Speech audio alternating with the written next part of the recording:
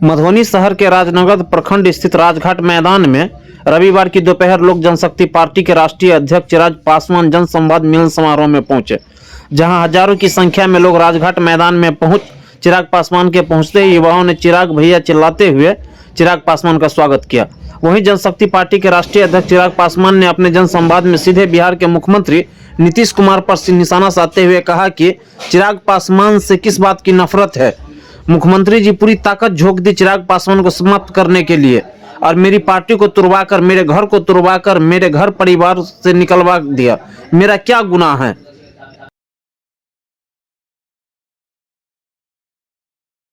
भारत के तमाम प्रदेश एक साथ आजाद हुए तो क्या कारण है कि कहीं दिल्ली मुंबई जैसे जमजमाते शहर बने और कहीं हमारा प्रदेश जो कि आजादी के 75 साल के बाद आज भी पिछड़ा प्रदेश कहलाता है। आज भी हमारे प्रदेश में मूलभूत जरूरतों का अभाव। चले जाइए दूसरे राज्यों में, चाची जाइएगा दूसरे राज्यों में, वो लोग जो विकास की बात करता है ना, तो वहां पर वो लोग बात करता है शॉपिंग मॉल की, वो लोग बात करता है मल्टीप्लेक्स की, बड़े बड़े थिएटर बनाने की, वो लोग बात करता है बुलेट ट्रेन की। और हम लोग जब विकास की बात करते हैं तो हम लोग की सोच सीमित होकर रह जाती है कि कैसे हमारे आंगन में एक चापाकल कर जाता है, कैसे हमारे गांव में ट्रांसफार्मर आ जाता है, कैसे हमारे गांव के आगे एक नली बन जाए। ये विकास की सोच बनकर रह गई। कौन जिम्मेदार है, ये जिम्मेदारी तय करने का समय। आने वाले दिनों में लोकसभा के चुनाव, फिर लोग आएंगे, बड़ी बड़ी बातें करेंगे। विधानसभा के चुनाव के वक्त भी कई राजनीतिक दल आएंगे, पर ऐसे राजनीतिक दल जिनको बिहार की सरकार में मौका मिला, उन लोगों से सवाल जरूर कीजिए। पूछेगा मौजूदा सरकार के गठबंधन के जितने साथी हैं आज तक, और ये मैं युवा साथियों से मैं चाहूंगा कि इस बात को समझे, बिहार देश जब से आजाद हुआ तब से लेकर आज तक बिहार में इन्हीं लोगों की सरकार रही है जो आज महागठबंधन बनाकर बिहार का नेतृत्व कर रहे हैं। लंबे समय तक आजादी के बाद बिहार में कांग्रेस की सरकार रही, कांग्रेस के मुख्यमंत्री रहे, उसके बाद राष्ट्रीय जनता दल की सरकार रही, इनके मुख्यमंत्री रहे, उसके बाद जनता दल यूनाइटेड की सरकार और मौजूदा मुख्यमंत्री नीतीश कुमार जी लगभग पिछले 2 दशक से बिहार के मुख्यमंत्री। तो आजादी के 75 सालों में इन्हीं लोगों का शासन रहा जो आज फिर आप लोगों के बीच आएंगे और आप लोगों का मत मांगेंगे और बिहार में विकास करने की बात करेंगे।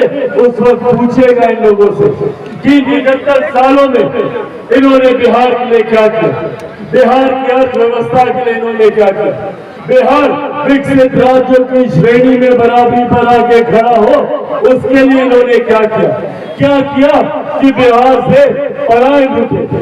आज भी बिहार के युवा दूसरे प्रदेश जाते हैं शिक्षा रोजगार के लिए और दुख इस बात का होता है कि वहां पर उन्हें अपमानित किया जाता है, उन पर लाठियां चलाई जाती है, बिहारी बोलकर उन्हें गाली दी जाती है।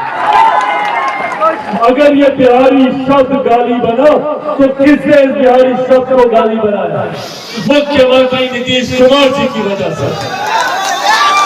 दूसरे प्रदेशों में बिहारी पिटते रहे, अपमानित होते रहे, उन्हें मौत के घाट उतार दिया गया, पर मुख्यमंत्री जी ने एक शब्द बोलना जरूरी नहीं समझा।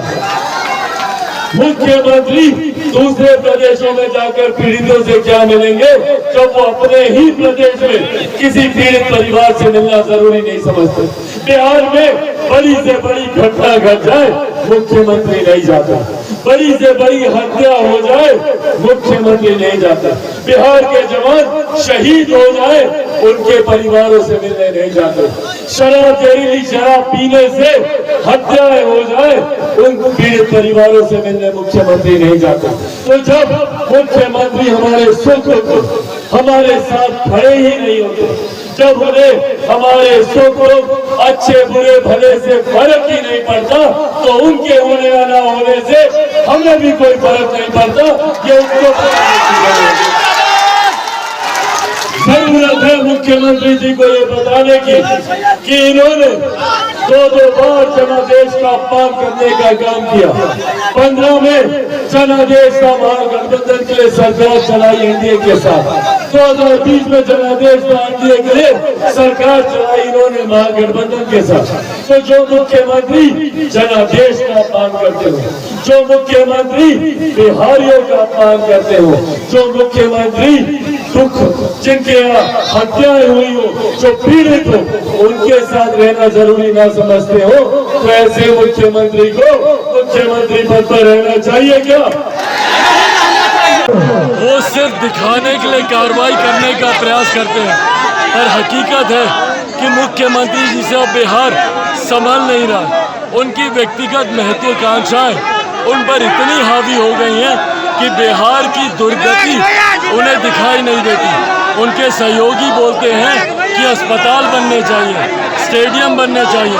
बिहार के स्टेडियमों की हालत देख लीजिए, अस्पतालों की हालत देख लीजिए, बिहार में भ्रष्टाचार की हालत देख लीजिए, बढ़ते अपराध की हालत देख लीजिए। और यही कारण था कि बिहार की जनता मुख्यमंत्री जी को नकार चुकी है और आज इनका गठबंधन भी इनको नकार रहा है। कोई इनको संयोजक बनाने को तैयार नहीं, क्योंकि उनको पता है कि जिनसे बिहार नहीं संभलता उनसे गठबंधन क्या संभलेगा।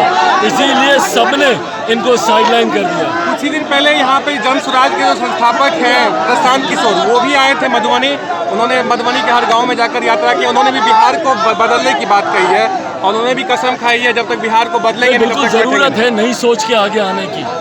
आज की तारीख में बिहार की सरकार में जो जितने भी घटक दल हैं वो सब आज़ादी के बाद से बिहार में अलग अलग समय पर सत्ता में रह चुके हैं, भले वो कांग्रेस हो, राष्ट्रीय जनता दल हो, जनता दल यूनाइटेड हो, और यही सब लोग मिलकर आज पुनः बिहार की सरकार में है। इन लोगों को बिहार के लोग पहले भी आजमा चुके हैं। अब नई सोच के आगे आने की ज़रूरत है। नई सोच से ही नया बिहार बनेगा। एनडीए आने वाले समय में लोकसभा चुनाव में अब सरगर्मी तेज है। चिराग पासवान जी कहाँ रहेंगे, कहाँ जाएंगे अब? क्योंकि देखिए हर जितनी भी पार्टियां हैं वो लगातार दावेदारी पेश करना शुरू कर दिया है। आपने अपने स्टेटमेंट में कहा था जदयू ने तो उम्मीदवार भी मैदान में उतार दिए हैं। भाई मैंने इस बात को क्लियर कर दिया, एनडीए गठबंधन के साथ हम लोग की बातचीत चल रही है। बहुत जल्द सीटों को भी लेकर घोषणा कर दी जाएगी और आने वाले दिनों में लोकसभा के चुनाव में 40 की 40 सीटें बिना किसी संशय के, क्योंकि मैं बिहार के हर एक जिले, हर एक प्रखंड, हर एक पंचायत में जाने का काम कर रहा हूँ, बिना किसी संकोच के मैं ये कह सकता हूँ कि 40 की 40 सीटें बिहार से एनडीए गठबंधन जीतने जा रहा है। ये क्या है? धन्यवाद।